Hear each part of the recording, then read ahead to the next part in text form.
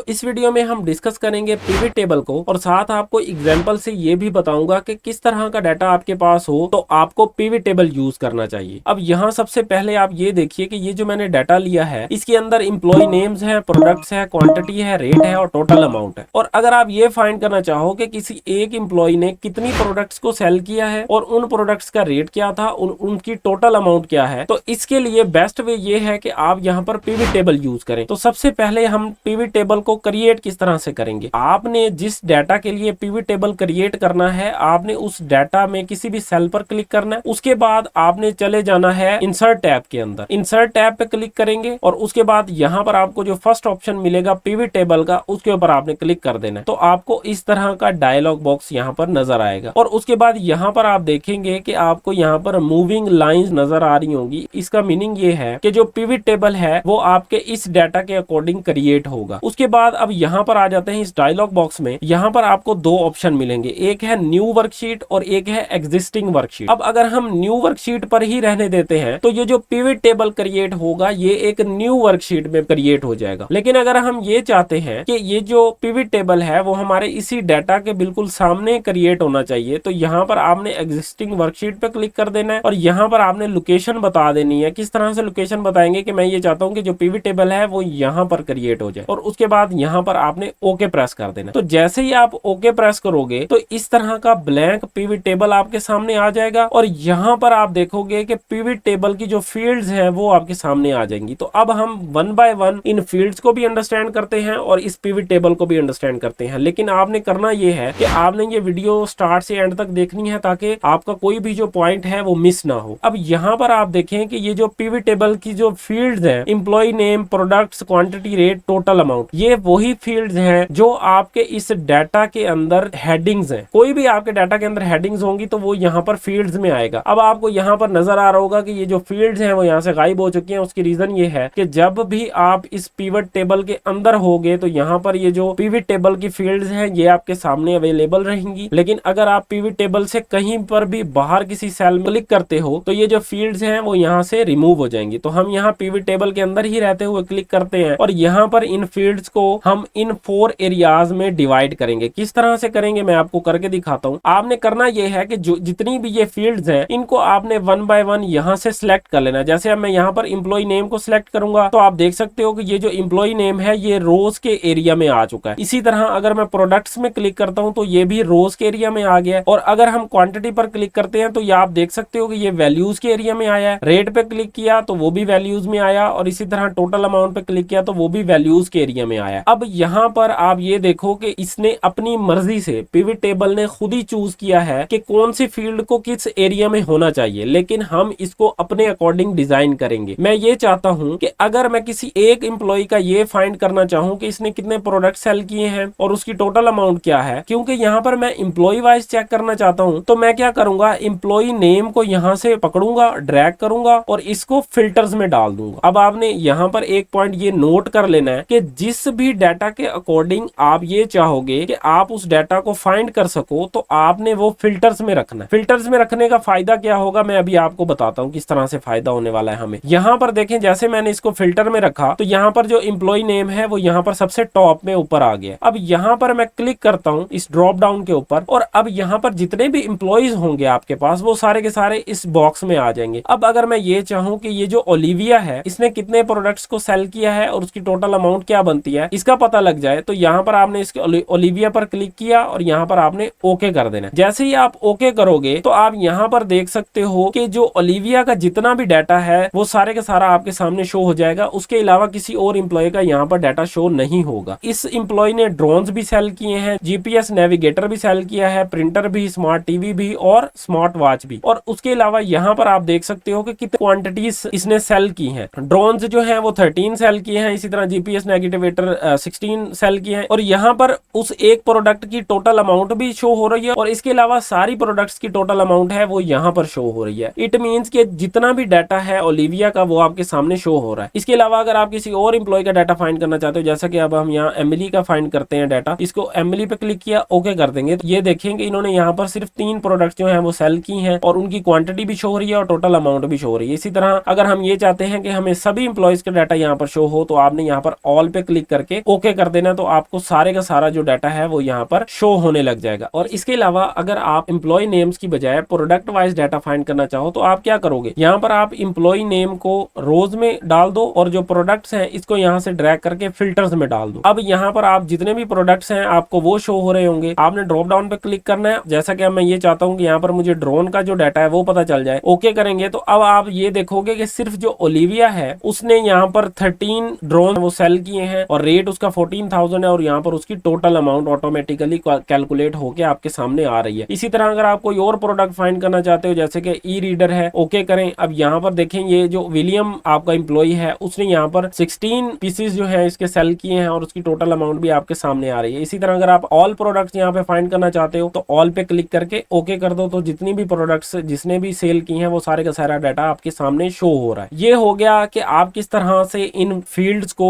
इन areas में divide करोगे। तो इस तरह से आप अपने डाटा के अकॉर्डिंग इस पिवट टेबल को किसी तरह से भी डिजाइन कर सकते हो। तो मिलते हैं नेक्स्ट लेक्चर में।